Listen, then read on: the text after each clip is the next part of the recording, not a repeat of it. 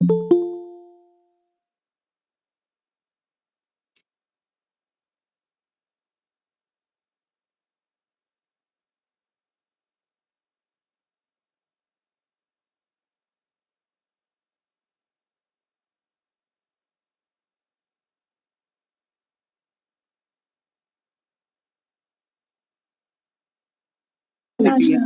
एक मिनट यहाँ भाव, यह मेरा पोता है, वह गुरुकुल में पढ़ने वाला है, उनको वो अपना परिचय संस्कृत भाषा में देगा।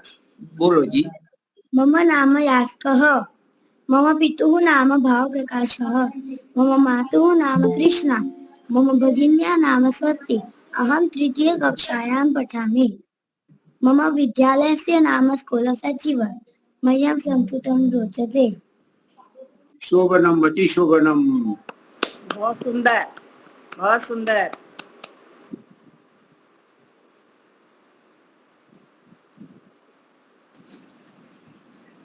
बच्चे जल्दी सीख जाते हैं। नमस्ते जी सभी बहनों को, मेरी प्यार भरी नमस्ते, सुप्रेम नमस्ते। सभी को नमस्ते जी। मुनि जी नमस्ते, आदर्श जी नमस्ते। हाँ नमस्ते, नमस्ते जी, नमस्ते जी, नमस्ते।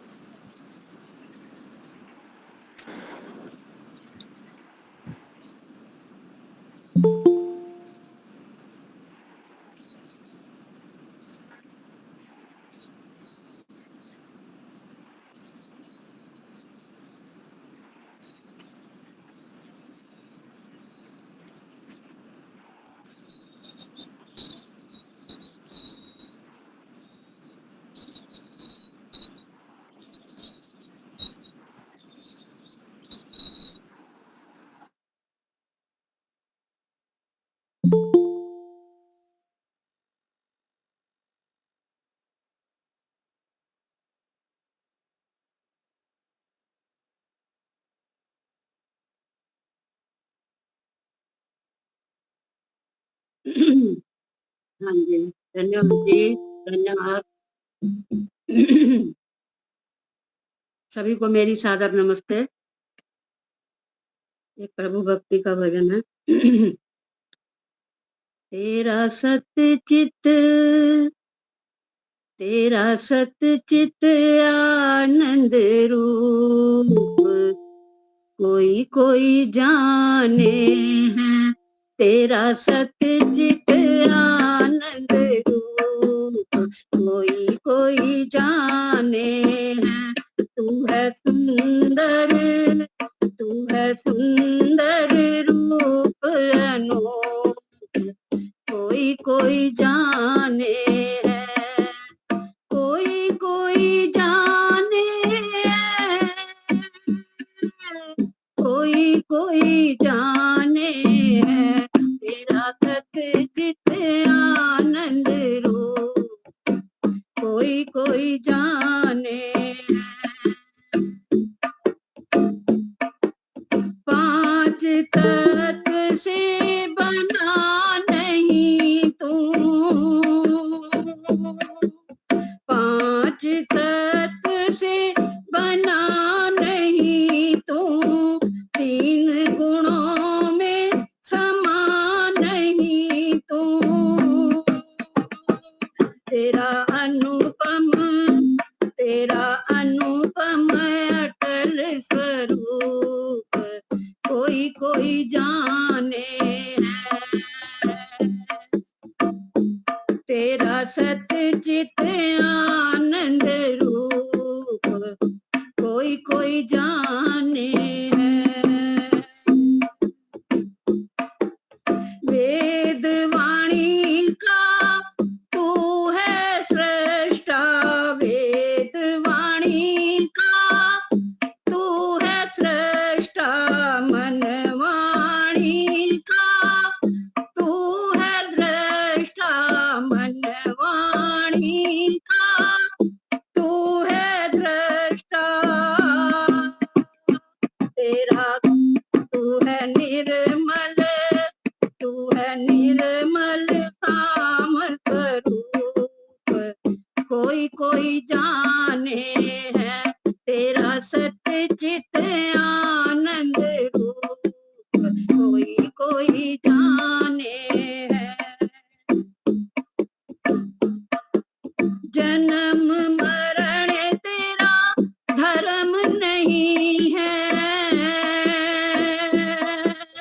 जन्म मरण तेरा धर्म नहीं है, पाप पुण्य तेरा कर्म नहीं है। तू है पावन, तू है पावन सुंदर स्वरूप, कोई कोई जाने है तेरा सत्य चित आनंद रूप, कोई कोई जाने है। सकल जगत का करता धरता,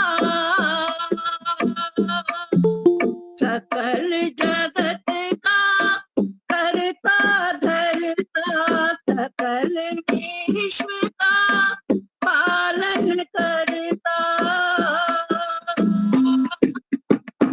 तू है सर्व नियंता रूप, कोई कोई जाने है। तू है सर्व नियंता रूप, कोई कोई जाने है तेरा सत्य चित आनंद रूप, कोई कोई जाने है। तू है सुंदर रूप अनूप, कोई कोई जाने है, कोई कोई जाने है, हाँ कोई कोई जाने है।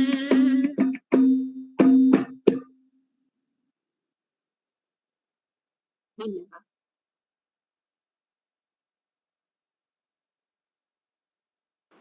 बहुत सुंदर भजन। सभी को सादर नमस्ते जी। मैं ओम का भजन बोल रही हूँ। बहुत बहुत धन्यवाद आपका समय देने के लिए। आवाज आ रही है ना? धन्यवाद जी। जाप ना किया तूने ओम नाम का, करुणा निदान प्यारे सुख धाम का। जाप ना किया तूने ओम नाम का, करुणा निदान प्यारे सुख धाम का। जिंदगी में कोई शुभ कर्म न किया, धर्म न किया, दूर ब्रह्म न किया। जिंदगी में कोई शुभ कर्म न किया, धर्म न किया, दूर ब्रह्म न किया। बोल तेरा तन फिर किस काम का, करुणा निदान प्यारे सुख धाम का।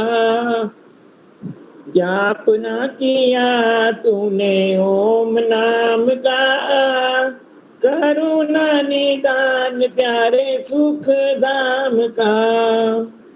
दिन रात जिसको सजाने में लगा, अपने ही मन को सजाने में लगा। दिन रात जिसको सजाने में लगा, अपने ही मन को रिझाने में लगा। कुछ ना बनेगा तेरे गोरे चाम का, करुणा निदान प्यारे सुख धाम का। जाप ना किया तूने ओम नाम का, करुणा निदान प्यारे सुख धाम का। उल्टे ही कर्म कमाए उम्र भर, पेड़ ही बबूल के लगाए उम्र भर। उल्टे ही कर्म कमाए उम्र भर, पेड़ ही बबूल के लगाए उम्र भर। कहाँ से मिलेगा तुझे फल आम का, करुणा निदान प्यारे सुख धाम का, जाप ना किया तूने ओम नाम का, करुणा निदान प्यारे सुख धाम का, खुशी का पैगाम तो प्रभात लाई है, और बेमोल कुछ साथ लाई है, खुशी का पैगाम तो प्रभात लाई है, और बेमोल कुछ साथ लाई है, जाने क्या संदेशा लाए वक्त शाम का, करुणा निदान प्यारे सुख धाम का, जाप ना किया तूने ओम नाम का, करुणा निदान प्यारे सुख धाम का, जाप ना किया तूने ओम नाम का, करुणा निदान प्यारे सुख धाम का। धन्यवाद बालिका जी, बहुत बहुत धन्यवाद समय देने के लिए।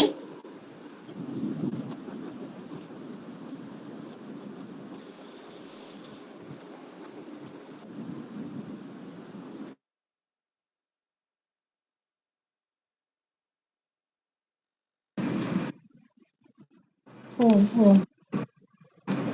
सभी आर्यजनों को सादर नमस्ते। इस वैदिक प्रज्ञा व्याख्यान माला में उपस्थित सभी आर्यजनों को मैं साधुवाद नमन करती हूँ। आज आदरणीय मुनि जी शायद किसी कार्यक्रम से व्यवस्था के कारण दिखाई नहीं दे रहे। इस कार्यक्रम की संचालिका दीपालिका जी, आपको भी साधुवाद। बहुत ही सुंदर भजन हमारी माताओं ने भी हम सभी के समक्ष प्रस्तुत किया। ईश्वर भक्ति का भजन, आनंद आ गया सुनकर। सच में प्रेरणा मिलती है कि इस परमपिता परमात्मा का नाम हम नहीं लेते हैं, सिर्फ अपनी दुनियादारी में जी रहे हैं, चलते जा रहे हैं। तो हम सब सत्संग से जुड़ते हैं, ये हमारा सौभाग्य है। हमारे यहाँ पे माताएं बैठी हैं, सब आदर्श माता जी और भी प्रेम माता जी, बहुत ऐसी माता जी इनको मैं जानती हूँ। हमारे पिता तुल्य आदरणीय भरत सचदेवा जी सभी यहाँ जुड़ते हैं, आशीर्वचन देते हैं। आज मैं देखती हूँ कि बुजुर्गों का ही काम रह गया है शायद सत्संग में जुड़ना। युवा वर्ग को मैं देखती हूँ तो बड़ा दुख होता है कि युवा वर्ग कभी जुड़ने का प्रयास नहीं करता। शायद समय का अभाव हो सकता है, या कहिए इंटरेस्ट नहीं है, या कुछ भी समझ सकते हैं। तो थोड़ा सा मैं दीपालिका जी इस विषय में कुछ पढ़ रही थी, युवाओं के विषय में कुछ उसमें विचार रखना चाहती हूँ, क्योंकि ये 15 अगस्त भी आ रहा है तो थोड़ा युवाओं में जोश भरना भी बहुत जरूरी है। तो कहते हैं, इमारत वही टिकती है जिसकी नींव पक्की है, युवा नेतृत्व के हाथ में ही क्षेत्र की तरक्की है। तो सच में ही कहते हैं, आंखों में भविष्य की कल्पनाएं, बाजुओं में नवीन रुधिर से भरी उमंग, मुट्ठियों में काल को प्रवाह को रोक देने की क्षमता, तनी भ्रुकुटी पर आवेश की खींची हुई रेखाएं, होठों पर खेलती मुस्कान, मन में आकाश को छूने वाली तरंगें, अनुभव विहीन मस्तिष्क, विश्वास पूरित ऊहा, कुछ गुनगुनाहट, कुछ खिलखिलाहट, तरंगे उमंगे, कुछ मोहक सपने, कुछ विद्वेष से खींच से भरी हुई इंद्रधनुष रंगों में डूबी हुई कल्पनाएं, कुछ दीवानगी भरे कदम, और इन सबको मिलाकर यदि कहा जाए तो एक ही शब्द का है, वो है युवावस्था। शबनम की तरह खूबसूरत परंतु तुहीन बिंदु सा क्षणिक। आज का ये युवा वर्ग जो है उसको समझाना, इतनी युवा शक्ति को वो अपनी ऊर्जा को इकट्ठा करके इठला रहा है। इसमें सदा नूतन बिजलियां कौंधती रहती हैं।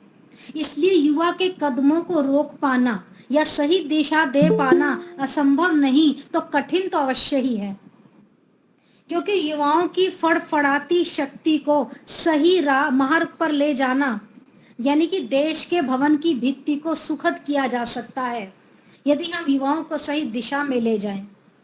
और युवा का स्वर जहां मादक है, वह महक वाला है, उसको हम लोग कहते हैं ना विध्वंसकारी मान सकते हैं, विनाशक मान सकते हैं। और युवा जहां अनुसरण करने वाला दीवाना होता है, वहीं पर परंपराओं और मर्यादाओं को तोड़ने वाला विद्रोही भी होता है।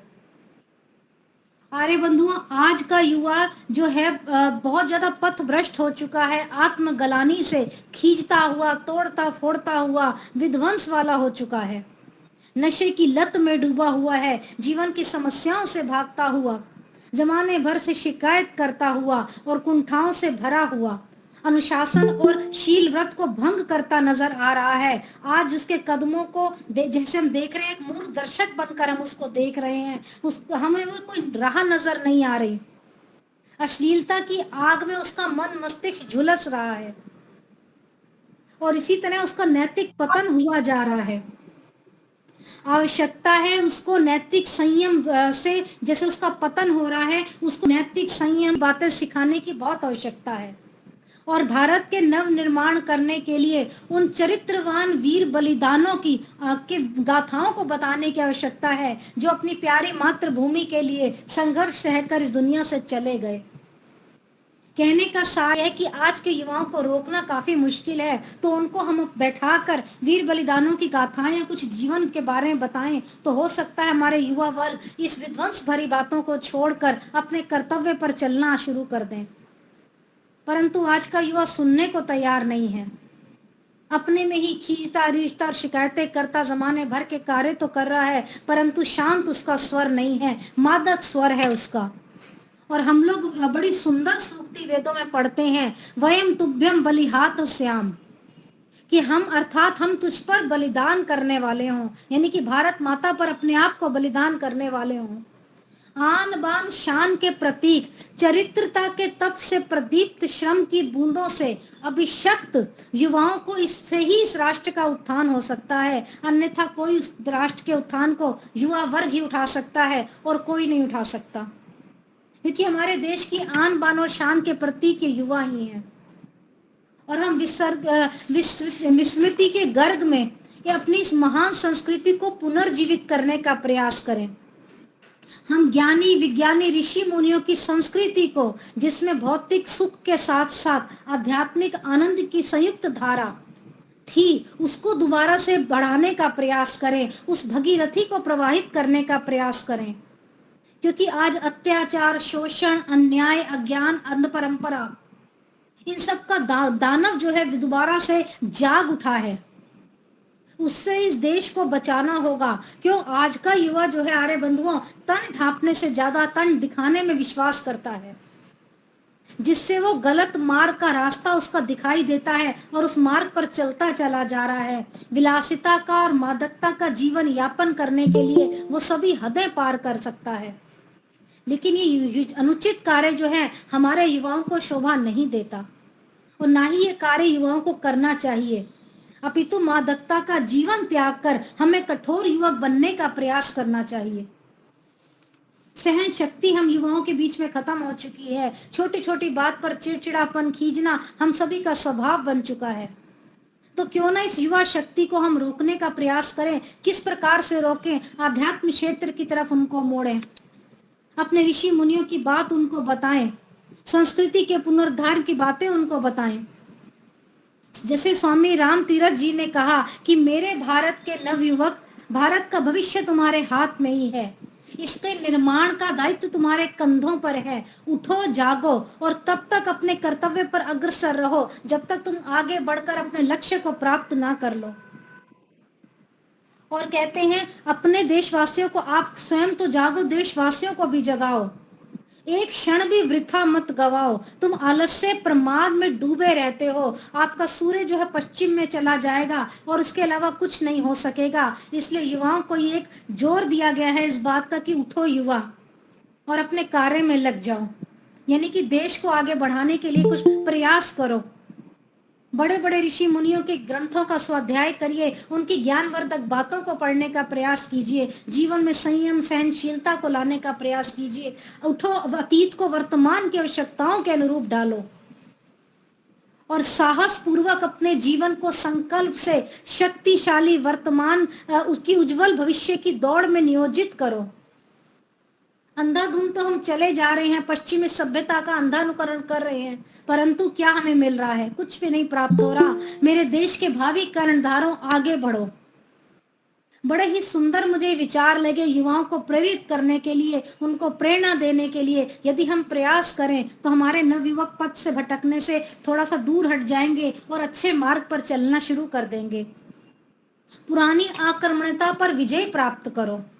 और क्या लिखा, जहां परिवर्तन की आवश्यकता हो वहां परिवर्तन अवश्य करो, जहां गति की आवश्यकता हो वहां गति अवश्य लाओ। निर्बाध गति से लक्ष्य की ओर बढ़ते जाओ, जब तक सफलता तुम्हारे चरण ना छू ले, विजय श्री आपको गले का हार ना बना ले। ऐ मेरे देश के युवा वर्ग, तुम सदैव आगे बढ़ते चलो। ये छोटी छोटी लक्ष्य की बातें हम अपने युवाओं को बताएं, तभी वो देश के भविष्य को सुरक्षित कर सकेंगे। अन्यथा ये पतन में गर्त के उसमें गिर जाएगा और युवाओं का जो है अंधकार में उनका भविष्य चला जाएगा। और हमारे आदर्श हैं पूर्व की जो पीढ़ी के लोग थे, जिन्होंने देश की आजादी में, समाज सुधार में और देश को आगे बढ़ाने में अपना सर्वस्व न्यौछावर कर दिया था। वो भी युवक थे जिन्होंने फांसी के फंदे पर चढ़कर मस्ती भरे गीत गाए, जिन्होंने आजादी की पूर्व हवा को अपने लिए कहते हैं ना, इसलिए हमारे लिए बहाई ताकि हम चैन की नींद सो सकें। तो मित्रों, आज देश की अखंडता और एकता पर चोट बनी हुई है। आज से भारत माँ के शरीर के घावों को उकेरा जा रहा है। उन घावों का देश का नव युवक जो है मरहम भरकर बनकर उसको भरे। यही हम अपने युवाओं से प्रार्थना करते हैं कि तुम भारत माँ की आन बान और शान के लिए अपना सर्वस्व न्यौछावर करो। इसलिए महापुरुषों को जितना हो सके आदर्श बनाना होगा और अपना सब कुछ अर्पित कर देना होगा। तो हम लोग जो ये बड़ी सुंदर सुंदर बातें करते हैं बाल दिवस मनाने के लिए या और बड़े बड़े दिवस मनाते हैं, अब हमें मनाना है तो गुरु गोविंद सिंह जी के नाम पर दिवस मनाइए, जिन्होंने अपने बच्चों का बलिदान कर दिया।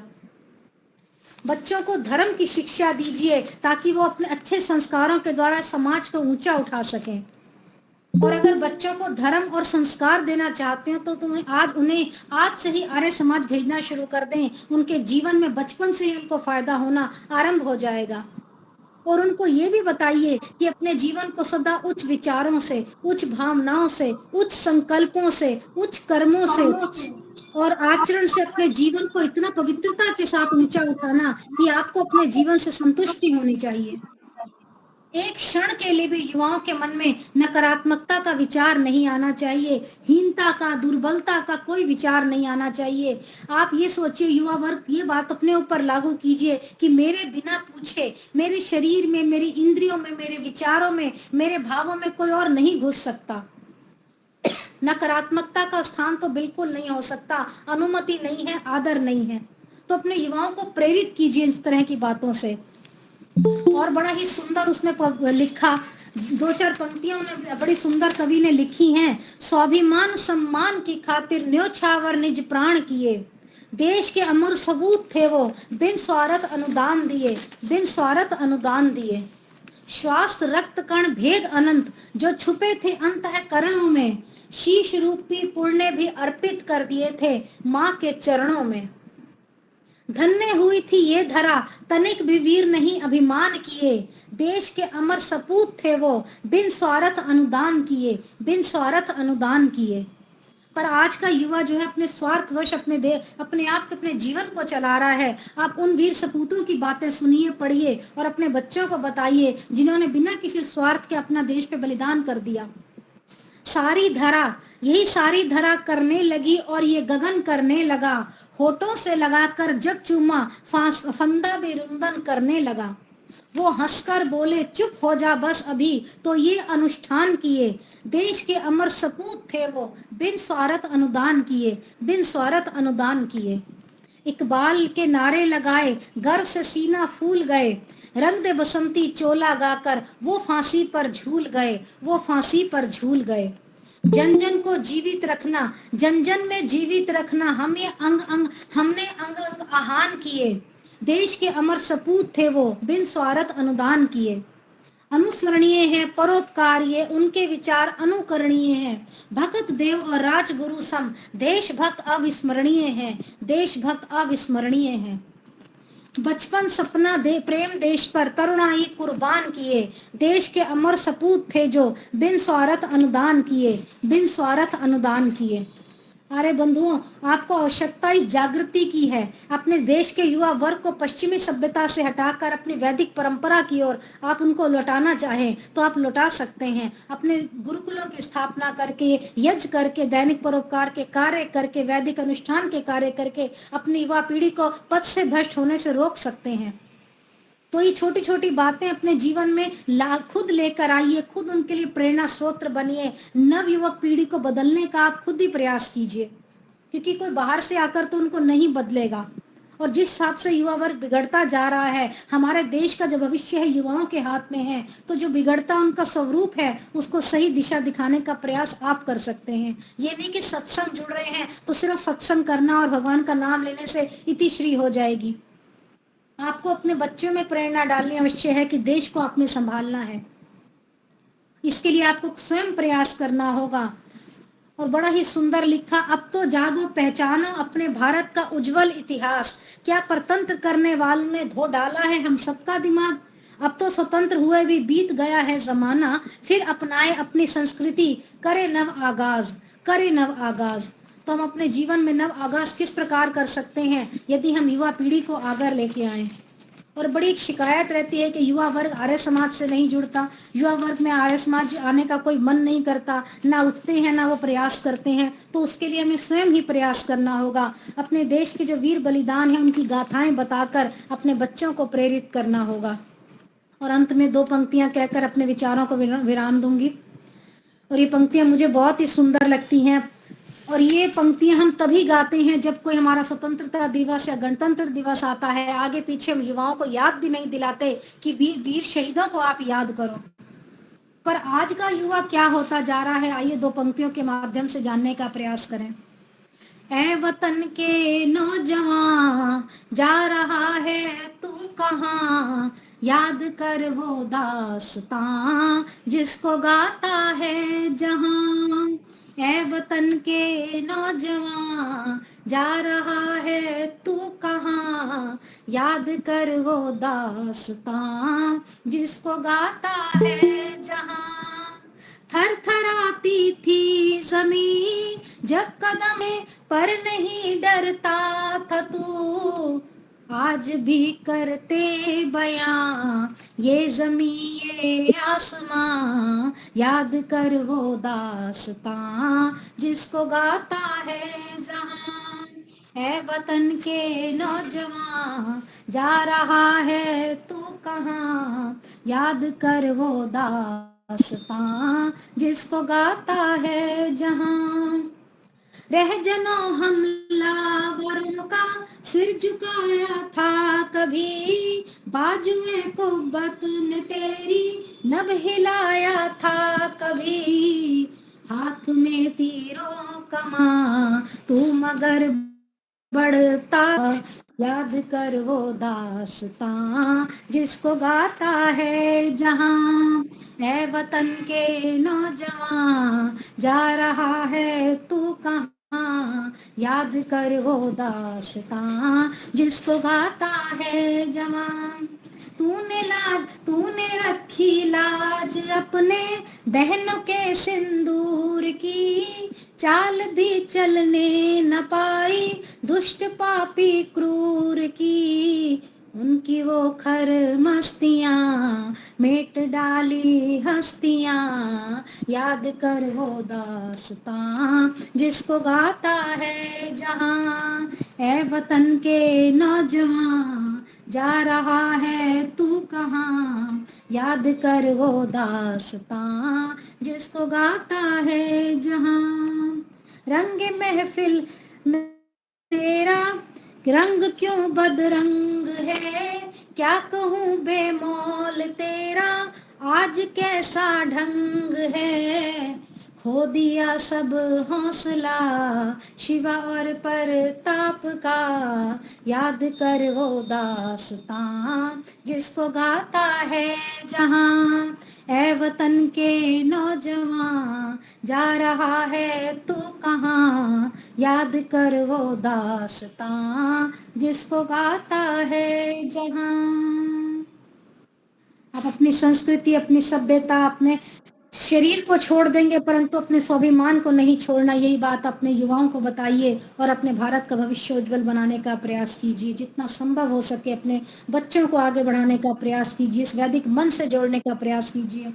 आप प्रयास स्वयं करेंगे तो आपको देखकर आपके बच्चे अवश्य प्रयास करेंगे। यही थोड़े से विचार आप सभी के समक्ष। बहुत बहुत धन्यवाद दीपाली जी। बहुत सुंदर, बहुत सुंदर श्रुति, बहुत सुंदर। बहुत अच्छा है बेटा, लेकिन आजकल बच्चे मानते कहाँ हैं, सुनते ही नहीं है। हैं, हैं, हाँ, कुछ भी नहीं। बिल्कुल नहीं, सही जो कहा छोटे हैं वो भी तो नहीं मानते, पोते वगैरह वो भी तो नहीं मानते हैं। बच्चे बाहर ही जाते हैं। हाँ।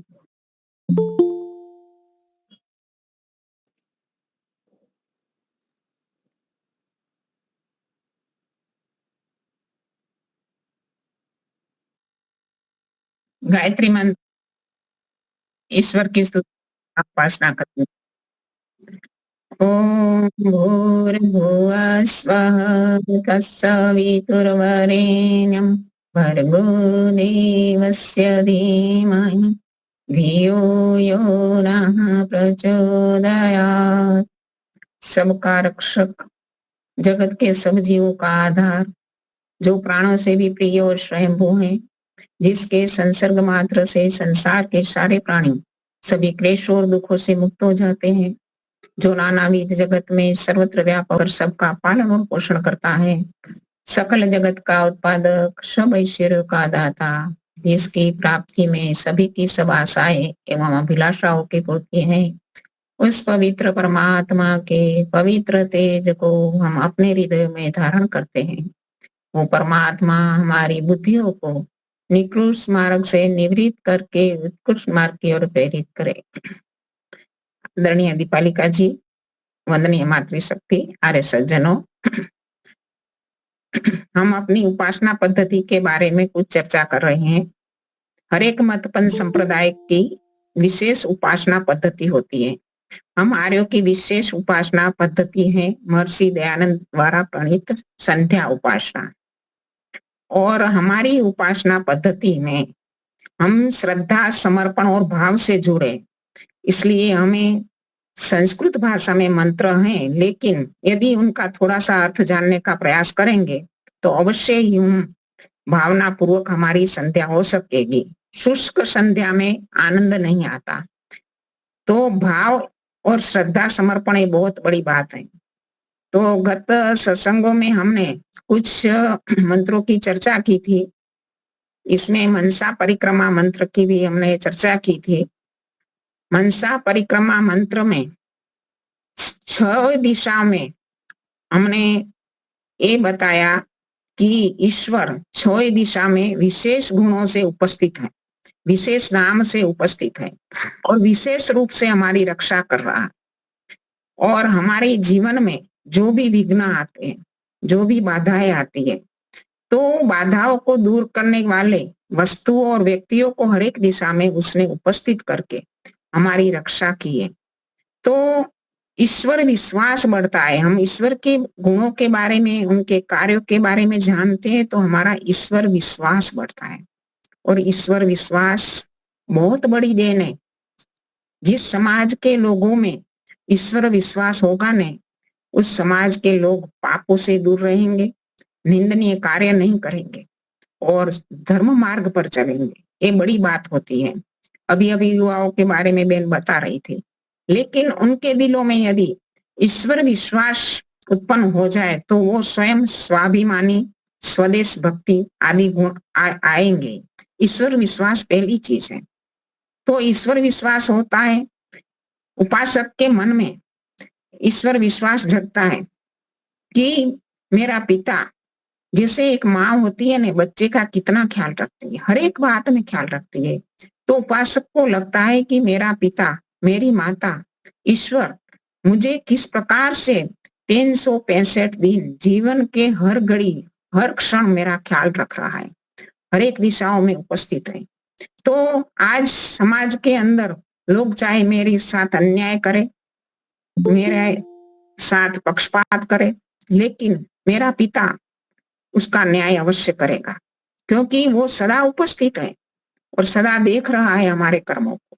और ये भी हमारे हृदय के अंदर, हमारे मन में विश्वास हो जाएगा कि मैं उनसे छिपकर कोई कार्य नहीं कर सकता, किए हुए कर्म का फल अवश्य ही दंड के रूप में मुझे देगा।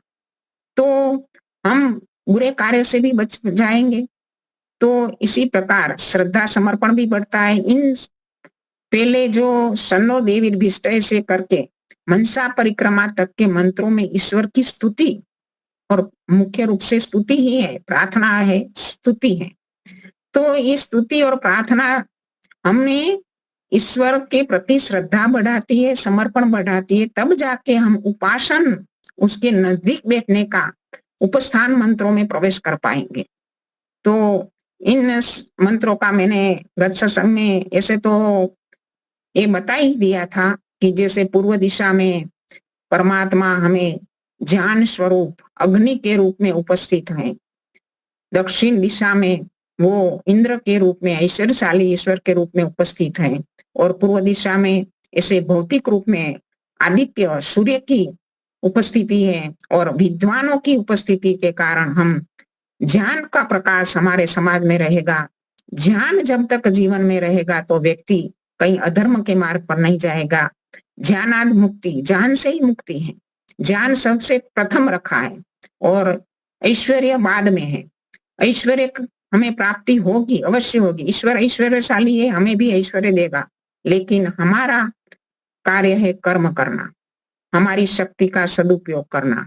और जब हमारे जीवन में जैसे कोई आगे बढ़ता है तो उसके जीवन में कोई बाधा डालने वाला तत्व आ जाते हैं, तो हमारे पितर, हमारे अनुभवी जन, हमारे पूर्वज हमें मार्गदर्शन करते हैं। उनकी हम अवहेलना ना करें, जीवन में स्थान दे।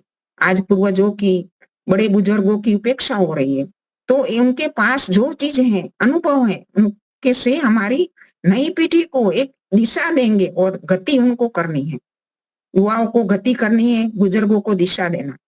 और प्रति जी पीछे की दिशा में वरुण रूप में परमात्मा उपस्थित है, और वो हमें अन्न आने धन ही हमारे अभाव की पूर्ति करता है। अज्ञान ना रहे, अभाव भी ना रहे समाज में। अभाव रहेगा, किसी को 2 टंक की रोटी प्राप्त नहीं है तो वो कैसे ईश्वर की भक्ति कर पाएगा। तो परमपिता परमात्मा ने हमने पीछे की दिशा में अन्न आदि पदार्थों से रक्षा का साधन उपस्थित किया है, और अन्न आदि पदार्थों को हम संग्रहित करने की अपनी वृत्ति ना रखे, अपरिग्रह की वृत्ति बनाए रखे। और आगे उदीची उत्तर की दिशा में परमात्मा सोम स्वरूप में उपस्थित है, और शांतिदायक, सोम यानी शांति, शीतल देने वाला। और वो शांति कब मिलेगी?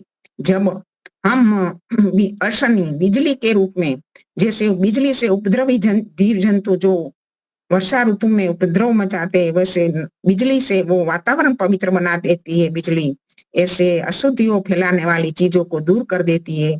तो हमें भी जब अपनी शक्तिशाली समाज में कोई उपद्रवी नहीं रहेगा, सज्जनों की शक्ति से दुर्जन दब जाएंगे, दुर्जन का विनाश हो जाएगा। यदि सज्जन सक्रिय नहीं है तो दुर्जन अपना काम करेगा। तो हमें जो भी सज्जन है उनको संगठित होकर समाज में उपद्रवी शक्तियों को दूर करे। और नीचे की दिशा का अधिपति है जो ध्रुवादिक विष्णु स्वरूप परमात्मा, वो वृक्ष वनस्पतियां, बेल पत्ते आदि उगाकर धरती को दृढ़ किया है ईश्वर ने। पृथ्वी घूमती है, लेकिन घूमती हुई पृथ्वी पर हम दृढ़ है, स्थिर है। ईश्वर की कितनी बड़ी कृपा है। और इस धरती माता हमें क्या नहीं देती, सब कुछ दे रही है। तो इन सारी चीजों से हमें रक्षा मिल रही है। और ऐसे वृक्ष वनस्पति आदि धूप में, वर्षा में, शीत में खड़े रहकर हम मनुष्य समाज पर कितना उपकार कर रहे हैं। तो ऐसे हमारे तपस्वी जन जो त्याग करते हैं, जो सहन शक्ति से युक्त हैं, जो तप और त्याग से ऊपर उठकर मनुष्य समाज की रक्षा करते हैं, तो उनके प्रति, उनकी रक्षा के प्रति हमें समर्पण करना चाहिए और ईश्वर का धन्यवाद करना चाहिए। और ऊपर की दिशा, ऊर्ध्वा दिशा में बृहस्पति सबसे बड़ा है। ज्ञान में, बल में, विद्या में ईश्वर के बराबर ना कोई है, ना कोई होगा। वो सबसे ऊपर है। तो वो बृहस्पति, जो ऊपर उठे हुए व्यक्ति हैं, वो ऊपर ही रहेंगे अपने ही जैसे महर्षि दयानंद ने कहा था नहीं, 18-18 घंटे की समाधि का आनंद छोड़कर तुम क्यों समाज सुधार के पतझड़ में पड़े हो, एक व्यक्ति ने कहा। तो इस महर्षि दयानंद का क्या उत्तर था कि मैं अकेला मुक्ति में जाना नहीं चाहता। तो इस प्रकार से वो लोग बरसते हैं समाज के ऊपर, समाज की हरा भरा बनाने के लिए। तो हम भी अपने पास जो है उससे समाज की रक्षा करें, समाज को ऊंचा उठाए। तो इन सारे मनसा परिक्रमा मंत्रों का मैंने संक्षिप्त में थोड़ा सा सार ऐसे समरी कर दी। तो अभी हम उपस्थान मंत्रों की ओर जाएंगे। तो उपस्थान, उप यानी नजदीक, स्थान हमारा स्थान। अभी उपासक के मन में परमपिता परमात्मा के गुणों को जानकर, उनके कार्यों को जानकर, शुरू से ही जैसे वाक वाक हम बोलते, प्राणा प्राणा हम बोलते, तो परमात्मा की शक्ति का हम अनुभव करते हैं कि मेरी वाणी किन शक्ति के आधार पर बोल रही है, मेरे प्राण किन शक्ति के आधार पर चल रहे हैं। इसके बाद हम ईश्वर से प्रार्थना की कि जो हमारी इंद्रियां हैं वो बड़ी चंचल है, तो इंद्रियों में कहीं अशुद्धि ना आ जाए, पवित्र बना दो। मार्जन मंत्रों के माध्यम से हमने प्रार्थना की और अगमर्षण मंत्रों के माध्यम से हमने ईश्वर की शक्ति का, उनकी महिमा का, इस ब्रह्मांड की सृष्टिकर्ता ईश्वर का हमने ज्ञान प्राप्त किया कि वो कितना महान है, कितना शक्तिशाली है, इनके सामने हम कुछ भी नहीं है। तो हमारा अभिमान का दोष भी दूर हुआ। और इन मंत्रों के माध्यम में हर एक मंत्र के अंत में बताया गया कि ते ब्योनम योष्मान दृष्टियम वयम दिस्मस्तम वो जम्बे दत्मः। ईश्वर तूने मुझे बहुत कुछ दिया है, मेरे पास बहुत कुछ, तू मेरी रक्षा के साधन उपस्थित किए, तो मैं तुझे धन्यवाद तो करता हूँ, लेकिन मेरे मन के अंदर जो द्वेष का भाव है, मेरी अपवित्रता दूर हो गई, मेरा अभिमान दूर हो गया। लेकिन जब तक मेरे मन में से द्वेष का भाव दूर नहीं होता, बड़ा सूक्ष्म होता है द्वेष का भाव, तब तक मेरा मन शुद्ध पवित्र नहीं बनेगा। जैसे सीमंतोनयन संस्कार में भी एक मंत्र आता है, गर्भिणी को उपदेश दिया जाता है कि यदि अच्छे अच्छे पदार्थ, अच्छे अच्छे खाद्य पदार्थ, उनकी खुशी के लिए, उनकी प्रसन्नता के लिए अच्छे अच्छे पदार्थों को हम उपस्थित कर ले, लेकिन जब तक उनके मन में द्वेष का भाव नहीं होगा तो कितनी अच्छी औषधि क्यों ना हो, कितना ही अच्छा खाद्यान्न क्यों ना हो, तो उनको लगेगा नहीं, उनके शरीर को जो गुण उनका प्रभावित करेगा वो प्रभाव उस पर नहीं पड़ेगा। इसलिए द्वेष मुक्त हो जा। गर्भिणी को भी वो उपदेश दिया गया है। यहाँ हर एक मंत्र के बाद में उपासक ईश्वर से ही मांग रहा है कि मेरे मन में से द्वेष का भाव दूर करो, द्वेष का भाव दूर करो। सामने वाला मेरा द्वेष कर रहा है तो कोई चिंता नहीं, तू न्यायकारी परमात्मा बैठा है, वो जरूर न्याय करेगा। उसके न्याय पर हम विश्वास रखें, अपने मन को पवित्र बनाए, अपने मन को कभी दुखी ना बनाए। आध्यात्मिकता के से ऐसे योग दर्शन में भी बताया है ना कि परम पिता परमात्मा का ध्यान करने के लिए प्रसन्नता बहुत बड़ी चीज है। आध्यात्मिकता के मार्ग में आगे बढ़ने के लिए प्रसन्न होना बहुत ही जरूरी। जब तक हमारे मन में द्वेष का भाव रहेगा तब तक हम, किसी के प्रति द्वेष रहता है तो व्यक्ति मन से खीन रहता है, दुखी रहता है, अंदर अंदर जलता है।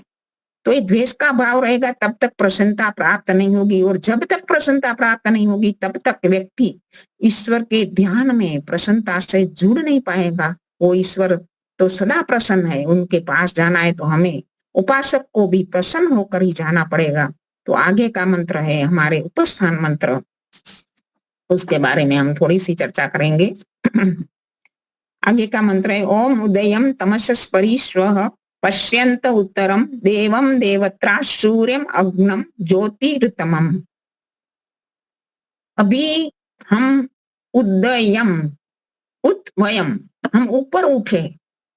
किनसे ऊपर उठे? उत यहाँ प्रकृति जन्य भौतिक जो ज्ञान है हमारा, अपराविद्या का ज्ञान है, उनको कहा गया है उत। उत ऐसे उत्कृष्ट हैं, श्रेष्ठ हैं, क्योंकि उनके बिना हमारा जीवन नहीं चलता। यदि भौतिक ज्ञान ना हो तो क्या हम आज ये माध्यम से बातचीत कर सकते हैं? क्या हम कुछ भी जीवन का, खाने पीने का, यातायात का, आवास निवास की जो भी व्यवस्था हमें आज उपलब्ध हो रही है वो उत ज्ञान से तो प्राप्त हो रही है। विज्ञान ने तो हमें ये सारे साधन दिए, उत ज्ञान जीवन में जरूरी है, लेकिन उसी ज्ञान में ही पड़े रहना, उनसे आगे न बढ़ना, ये बात ठीक नहीं है। इसलिए हमें वेद भी बताता है ना, कि वेद में भी आया है ना एक मंत्र कि अंधनतमः प्रविशन्ति ये अविद्या उपासते। जो अविद्या की उपासना करता है, केवल मात्र अविद्या, ये भौतिक ज्ञान को वैदिक वांग्मय में अविद्या कहा गया है। क्योंकि इस ज्ञान से हम मुक्ति के लिए, हम जो हमारा परम लक्ष्य है वहां तक नहीं पहुंच सकते। क्योंकि ये अविद्या केवल इन शरीर के संबंधी सुखों को देती है, इन जीवन संबंधी जो भी साधन चाहिए वो देती है, लेकिन आत्मा परमात्मा तक पहुंचने के लिए अविद्या उपयुक्त नहीं है।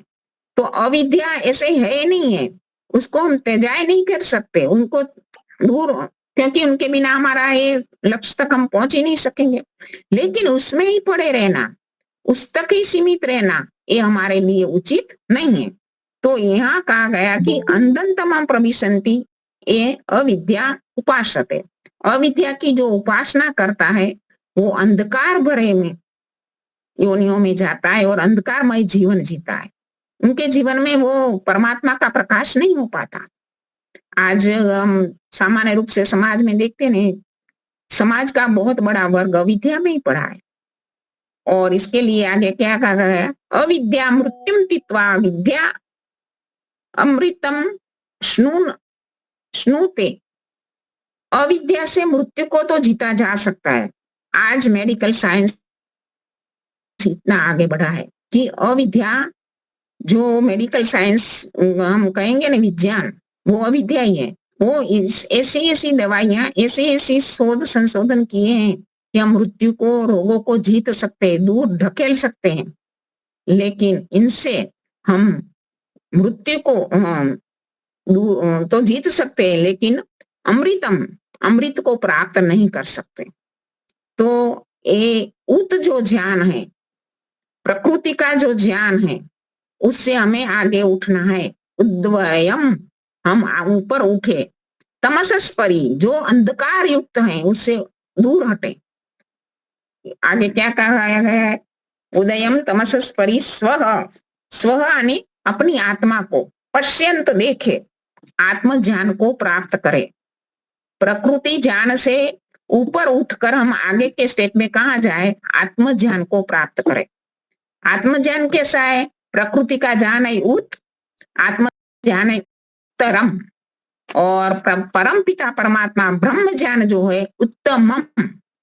ऐसे जैसे हम अंग्रेजी में पढ़ते थे ना, positive degree, comparative degree, superlative degree, ऐसे कहते हैं गुड, बेटर, बेस्ट। ऐसे उत्तम ज्ञान की ओर हमें आगे चलना है। तो हम अभी आत्मा का ज्ञान प्राप्त करें, स्वयं को जाने कि मैं कौन हूं, मेरा जीवन का लक्ष्य क्या है।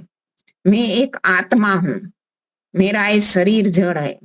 मैं शरीर को जो भी साधन चाहिए, जो भी शरीर निर्वाह के लिए प्रकृति के जो पदार्थ चाहिए, सारे जड़ है।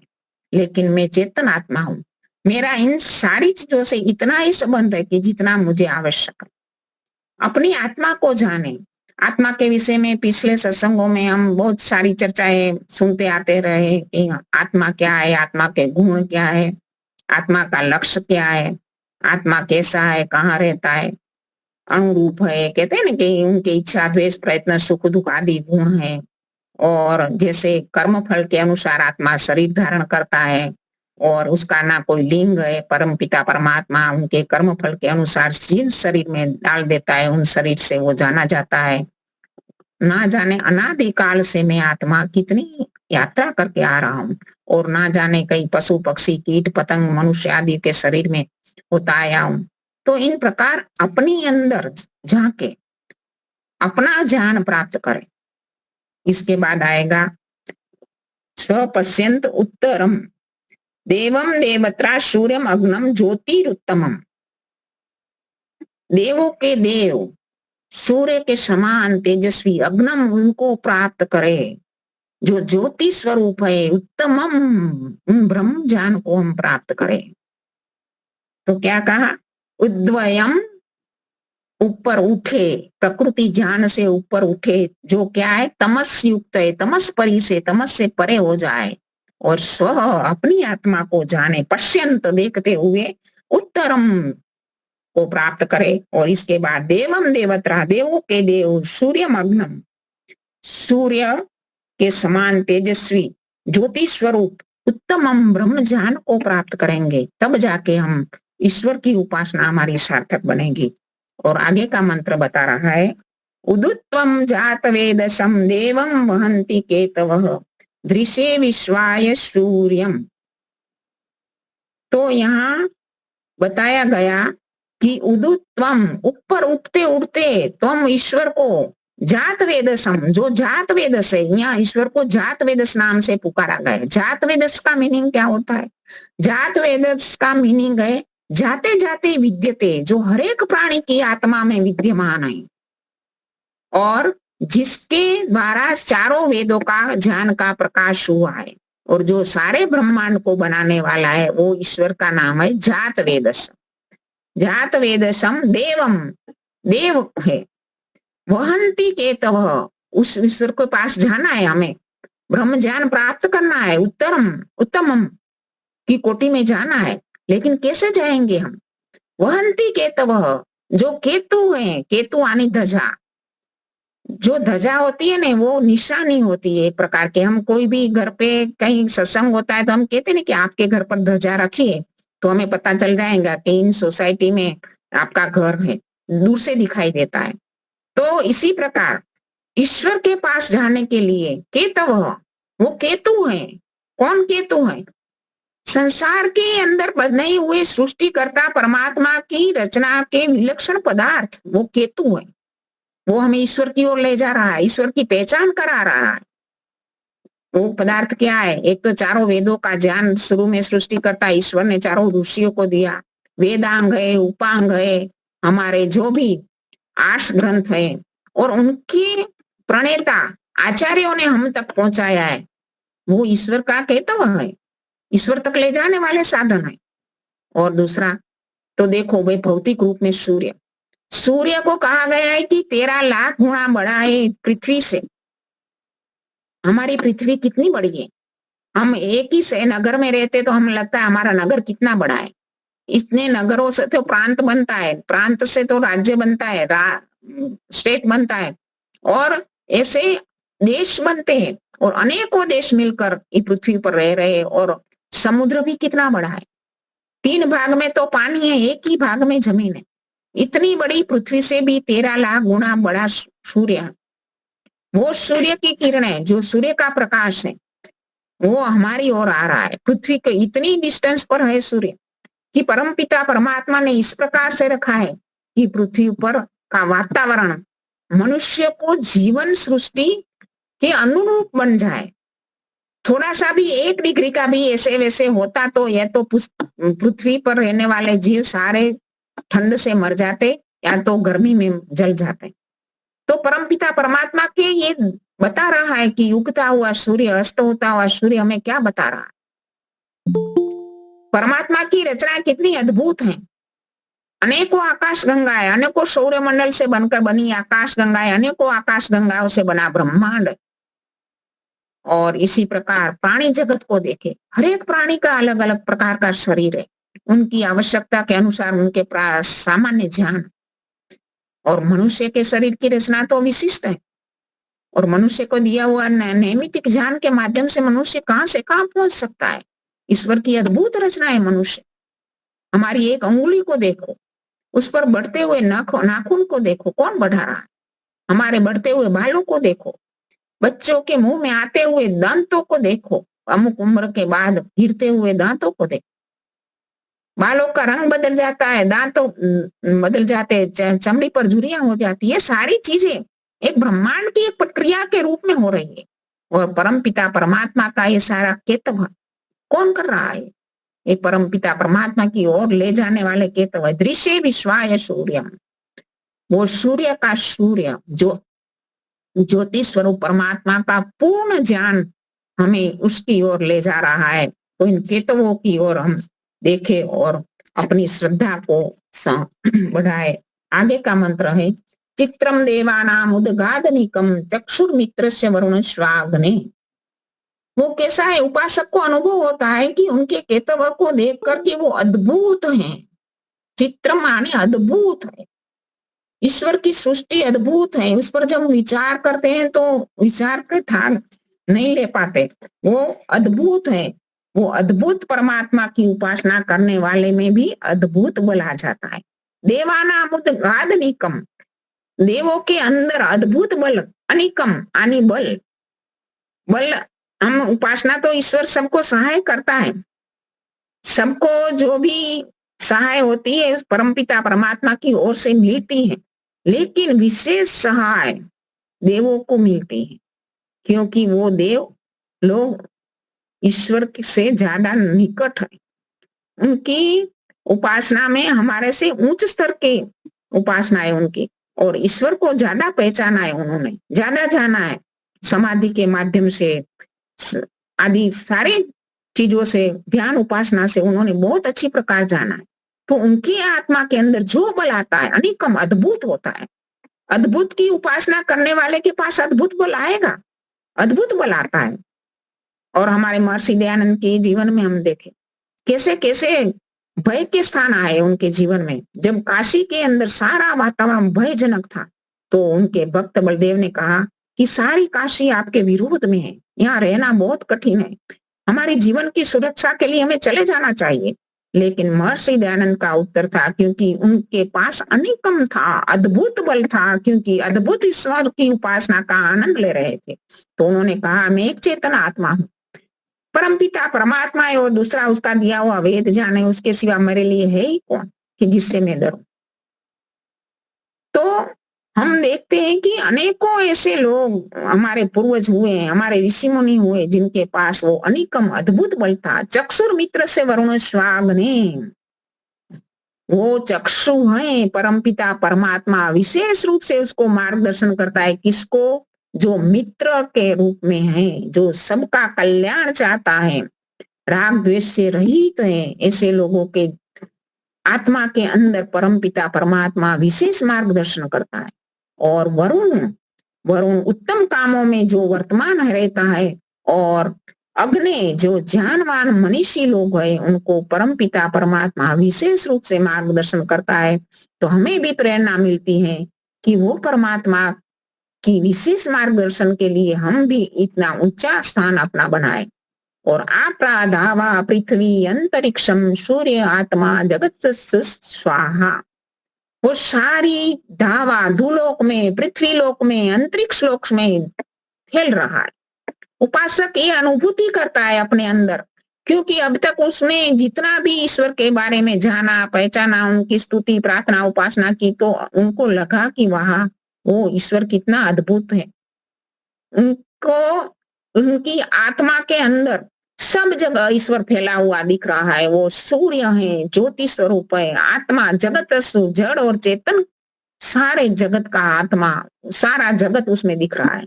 जैसे श्री कृष्ण ने अर्जुन को ऐसे विश्व रूप बताया था अपनी योगिक क्रियाओं के माध्यम से, ईश्वर का शाब्दिक रूप बताया था, तो भी उनको लगा था कि नहीं, मैं तो वो अद्भुत रूप देखकर ऐसे आश्चर्यचकित हो गया। तो उपासक आश्चर्यचकित हो रहा है कि ईश्वर का अद्भुत कार्य देखकर, और अंतर से उनकी आहा निकल रही है, स्वाहा, सुख की आह।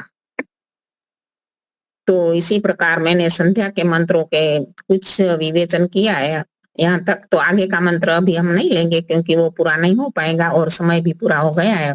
तो यहाँ मैं अपनी वाणी को विराम देती हूँ। तो इति ओम शांति। आप सबने शांति से सुना, धन्यवाद। बहुत बहुत धन्यवाद माता जी।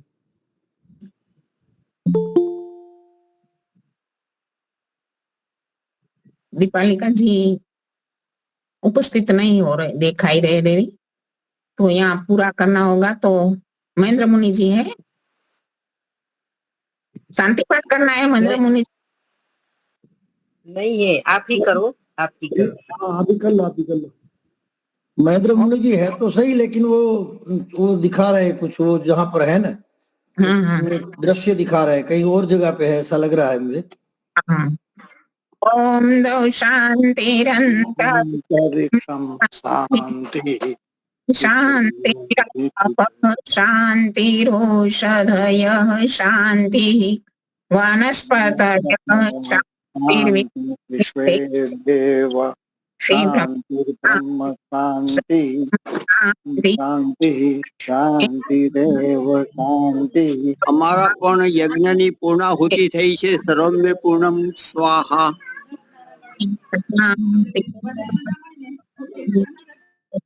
नमः सब नमस्ते माता जी, नमस्ते नमस्ते जी, नमस्ते जी हर्ष भाई।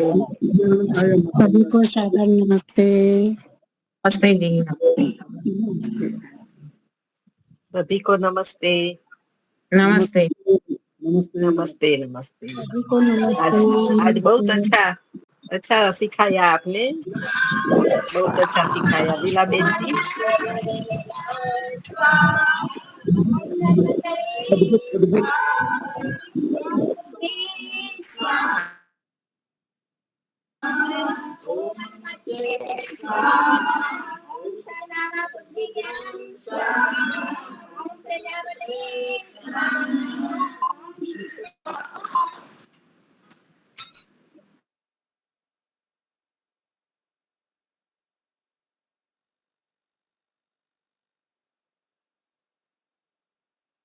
हाँ हो गया। नमस्ते, धन्यवाद।